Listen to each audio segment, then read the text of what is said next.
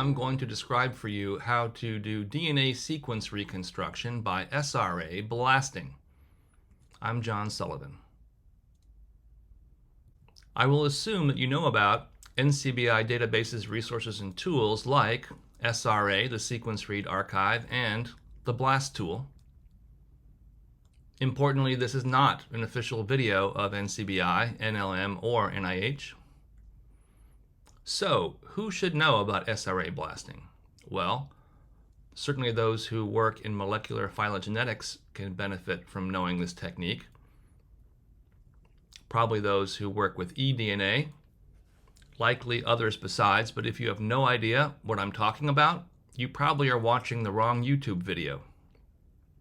But let's assume that you are a molecular phylogeneticist, and you've got a data set of DNA sequences from fish species, and there's one that you want to add to it that you haven't sequenced yourself. So you look in GenBank to see what's there, and you don't find the markers that you need in GenBank. However, you do find that there's a whole genome data set, a short read data set in SRA. So, can you get the sequence or sequences that you need somehow from the SRA of the specimen? Let's assume further that there's a close relative of this species, and for this one, the sequences that you need are in GenBank. Well, then you're in business. I'll be describing how to reconstruct the sequence of a particular marker or locus from short-read whole genome sequence data in NCBI's SRA database using a bait or query sequence and the BLAST tool. For lack of a better name, I call this SRA blasting. Some advantages of SRA blasting are that it requires no scripting or coding and uses only NCBI databases and web tools that are available to everyone. It can work even when the SRA data are marginal.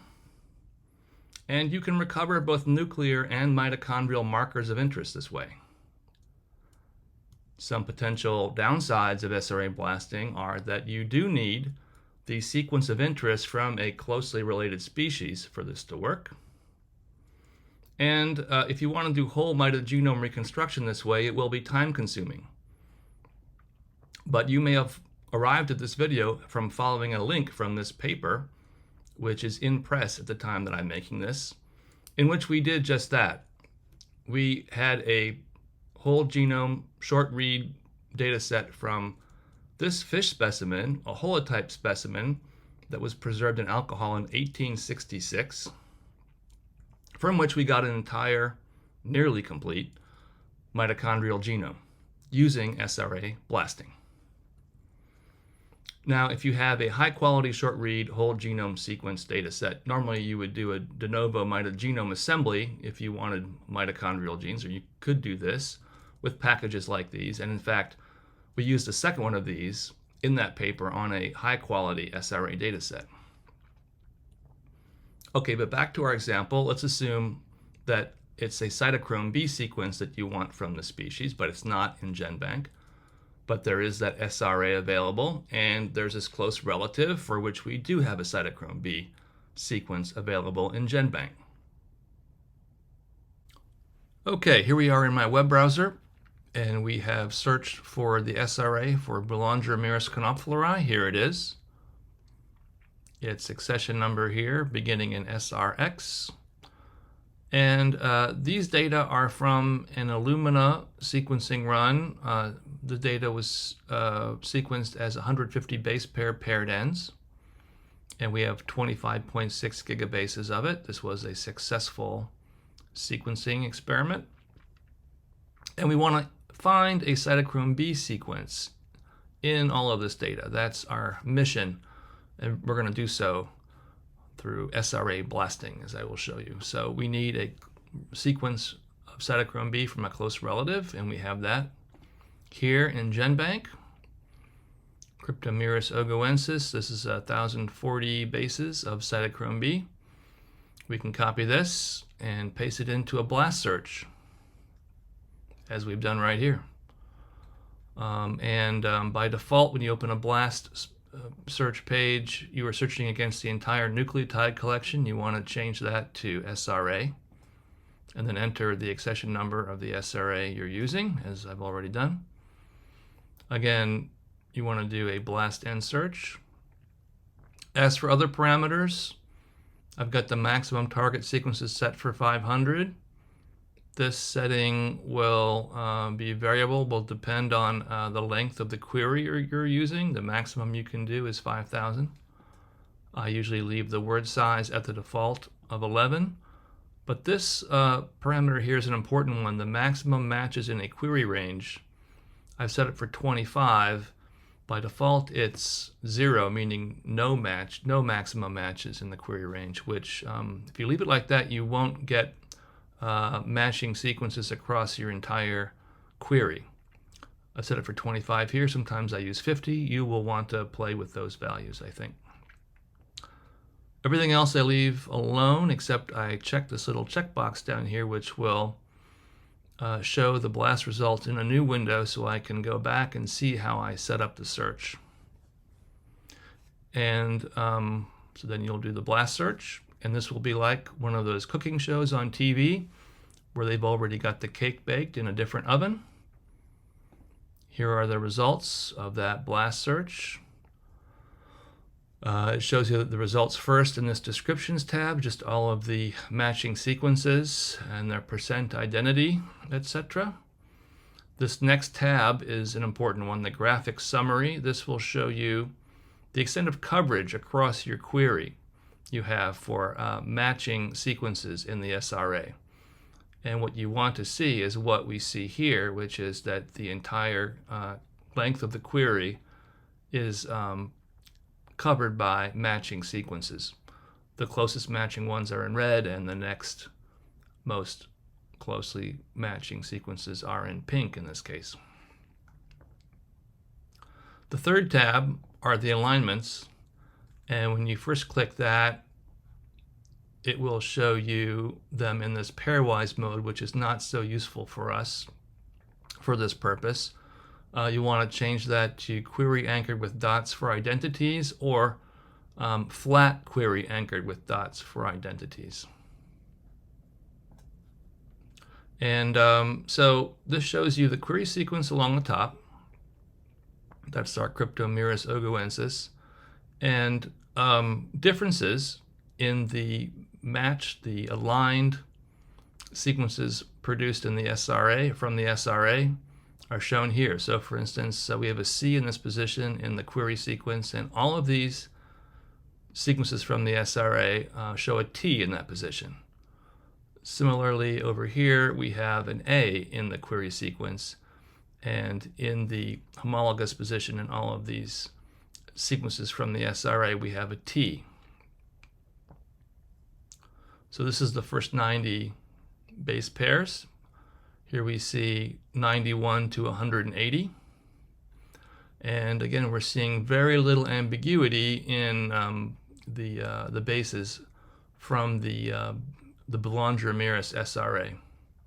You will sometimes see some ambiguities or some differences. So for instance, here, we have a C in this position in all of these sequences except for this one, where it's an A as it is in the query sequence. Here we see some other differences, an oddball A here, oddball G, and a T in these sequences. I take a majority rule approach in terms of inferring the target sequence, using, of course, the closest matching sequences. In this stretch, we see more differences between the sequenced Boulanger-Ramirez and the query sequence Cryptomyrus. I think you get the idea. And so what you can do then is download the data. There's a download link here in the upper right. You can download in different formats. I tend to download just in simple text.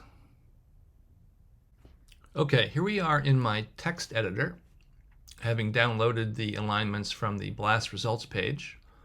and things look very much like they did there, but now we can edit this query sequence from the cryptomiris so that it matches the differences we see in the SRA from the Boulanger-miris.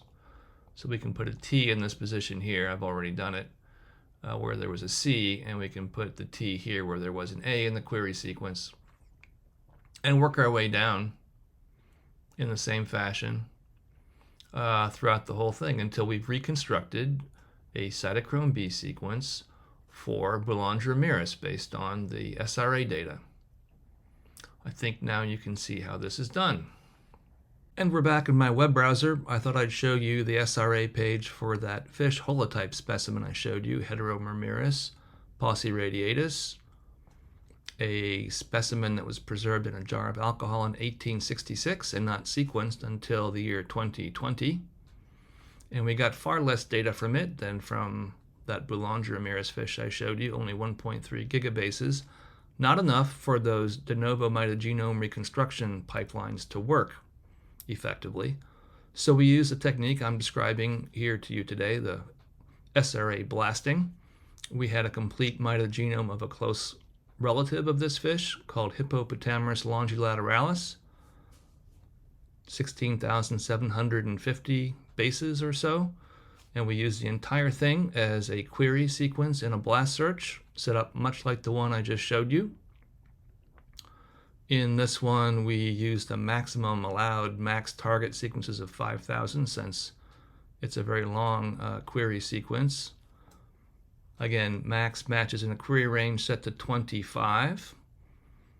And I can show you the results of that blast search, what it looks like. Here is the graphic summary showing you matched sequences from the SRA across the entire 16,000 plus bases of the query.